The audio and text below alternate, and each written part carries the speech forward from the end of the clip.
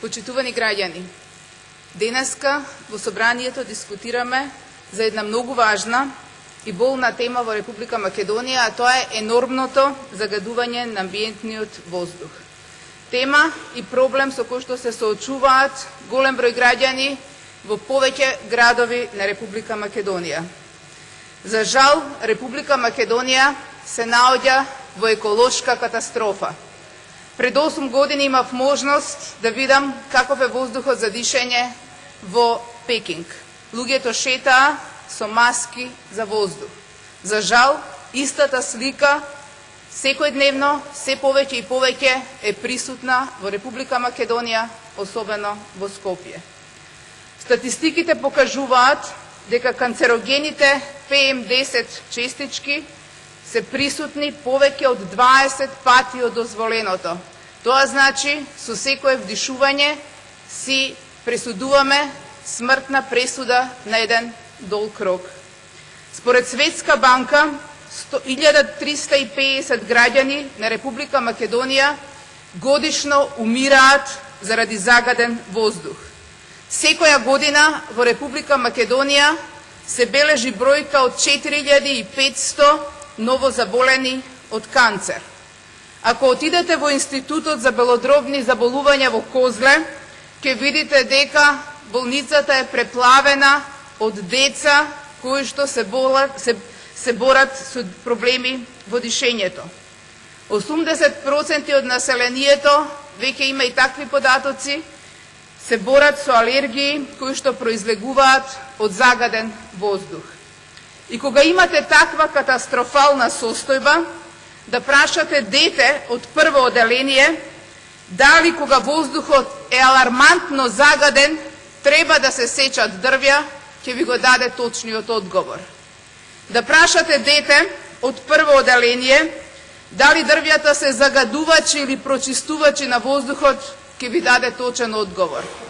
Но точен одговор нема да добиете од владата, што е парадоксално. Власта на ВМРО-ДПМНЕ во изминативе години прави еколошки масакар во Република Македонија.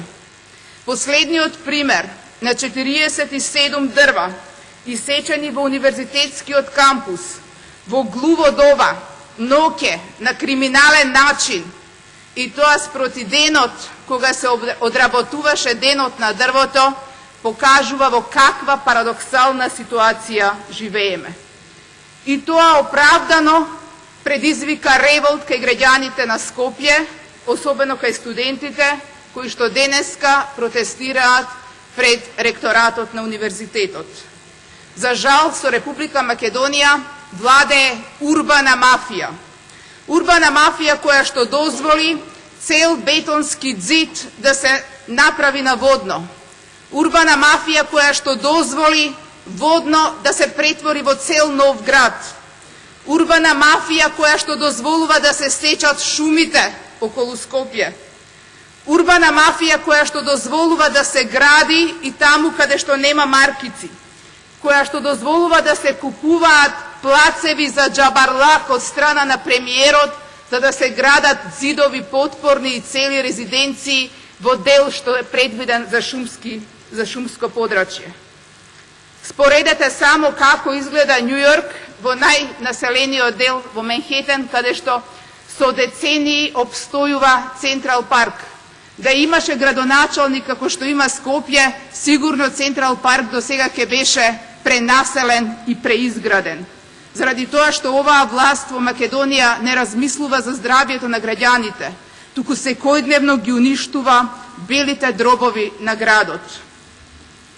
Со градењето енормно и неплански, целосно се сопира протокот на воздух. За власта на ВМРО-ДПМНЕ хуманизација на просторот е само обична декларација која што постои во Уставот, очигледно која што не ја разбираат и немаат намера да ја почитуваат.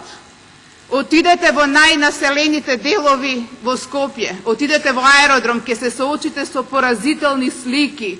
Таму каде што биле само 2 згради, сега се изградени 9, луѓето не можат да се разминат без да се размислува дали просторот дава можности за толкава градба. Згради висат на улиците, немате тротоари по кои што можете да поминете. Почитувани граѓани, се си има своја цена, а популизмот има највисока цена. Во овој случај се плаќа со здравието и со животите на граѓаните. Оние стари коли кои што се фрлаат на запад, владата дозволи да се увезуваат во Македонија и со тоа да се зголеми нивото на загаденост во Република Македонија. Од Скопје направивте сцена која што наликува на филм од Хичкок. Погледнете ја сликата, која што беше многу актуелна и атрактивна за гледање на социјалните медиуми. Слика направена на Скопје од воздух. Од Скопје се гледа само крстот. Скопје наликува на гробница. Не само од озгора снимен. Прошетете по плоштадот, личи на мавзолеј, град на духови и споменици.